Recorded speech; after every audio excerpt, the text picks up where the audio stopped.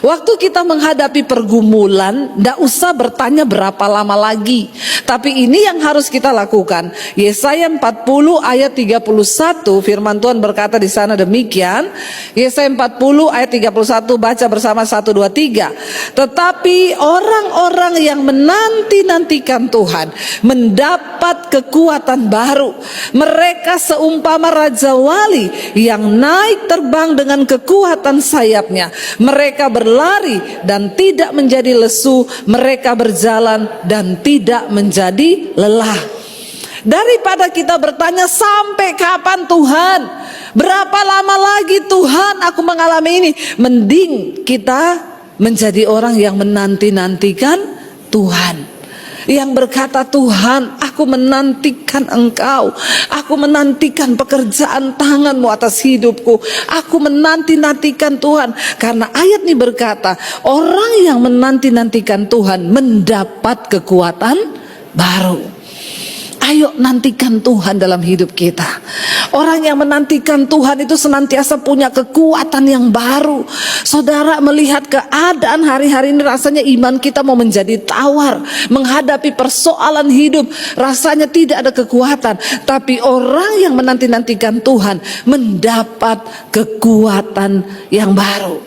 Waktu kita menghadapi masalah, yang pertama yang kita butuhkan bukanlah jalan keluar, tapi yang pertama kita butuhkan ketika menghadapi masalah adalah kekuatan. Sebab ketika kita punya kekuatan untuk menanggung persoalan itu, maka kita akan berbahagia. Dan firman ini berkata, orang yang menantikan Tuhan mendapat kekuatan baru. Mereka seumpama raja wali yang naik terbang dengan kekuatan sayapnya. Saudara, raja wali itu ketika menghadapi badai, dia akan menari di tengah badai, sebab dia menggunakan kekuatan badai itu untuk dia makin naik terbang tinggi.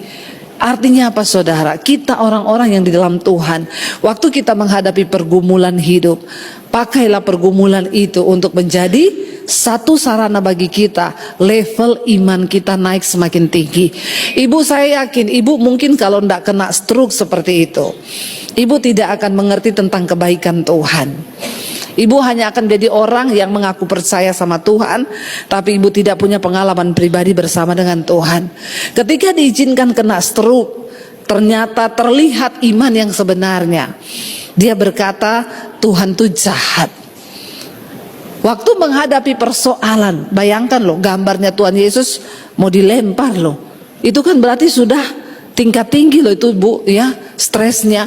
Dan ternyata ketika menghadapi pencobaan, imannya cuma sampai di situ.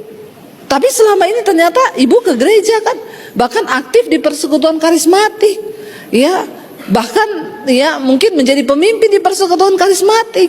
Tapi ternyata ketika badai menerpa, badai itu akan membuktikan sampai di mana kekuatan imanmu.